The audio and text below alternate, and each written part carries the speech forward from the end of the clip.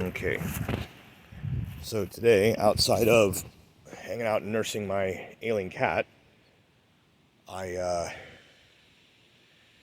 changed the covering on my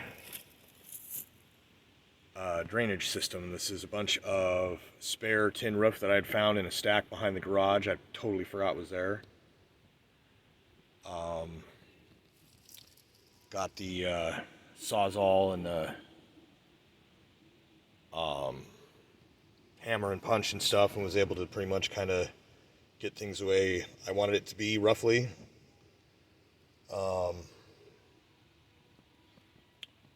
So I've kind of got a custom cut around here, but it does kind of hang on to this, and the weight of the tin should be enough that it shouldn't really move this around too much at all. So now I've got everything lined up, and just gotta hope that it stays stable. Really came out here to pick up these plexis because I realized the wind blowing could blow them away.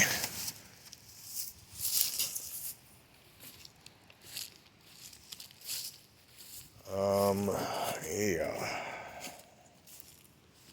So I do have these that I can now put on, except that the outer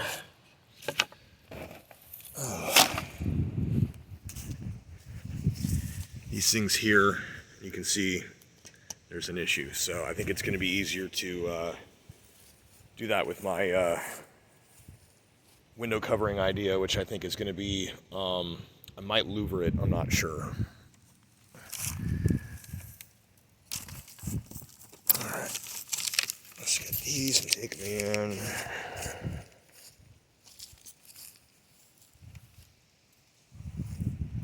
Probably should have done this before it got dark, but there was other slight progress made in the house today, which I will show in a different video.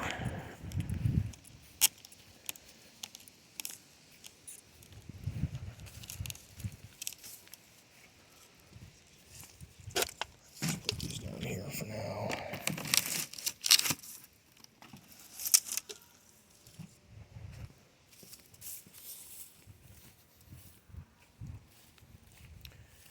Anyways, yeah, so here's the doohickey.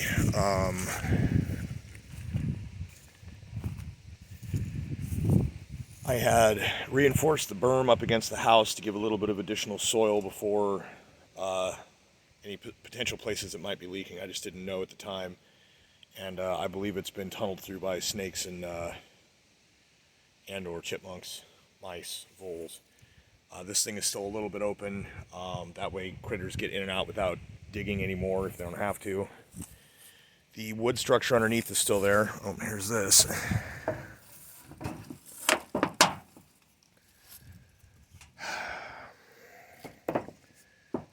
Work this way now. Trying to get my gutter to stay up.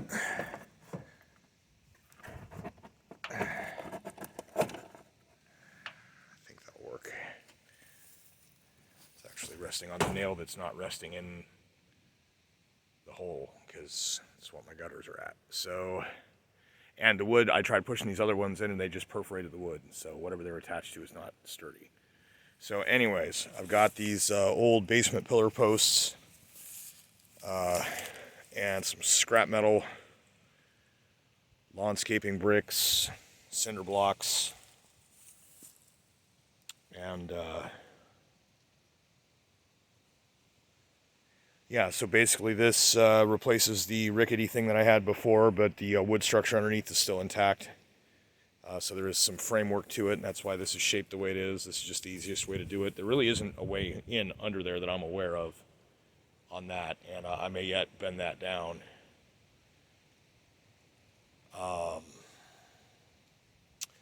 It's laid intentionally with the lip edge up so that any water that hits it that rolls down will stay channeled, hopefully down to here.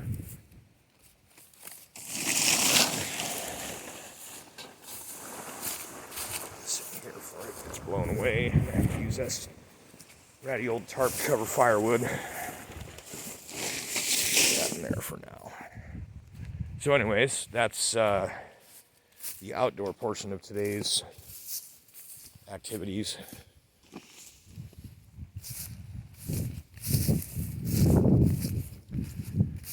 worry about any of the stuff blowing around or anything else, I don't think, at this point. This came about as I was kind of walking around and thinking also about there's a large piece of hardwood in the garage that could be part of a long table or something if you wanted it to be. But anyways, it looks like a fairly expensive piece of wood, and I was like, I'm not going to use that to reinforce part of the top of this and whatever. So then I found this tin roof segments and was like, okay, there we go. So, and I have enough left over. This is something that I think the idea was to build a shed for the lawn tractor originally, and anything else that's left on it, I'm probably actually going to use to build some kind of a lean-to coverage for the firewood pile up there. I'm probably going to have to order a load of firewood this year. So, anyways, this concludes the outdoor portion.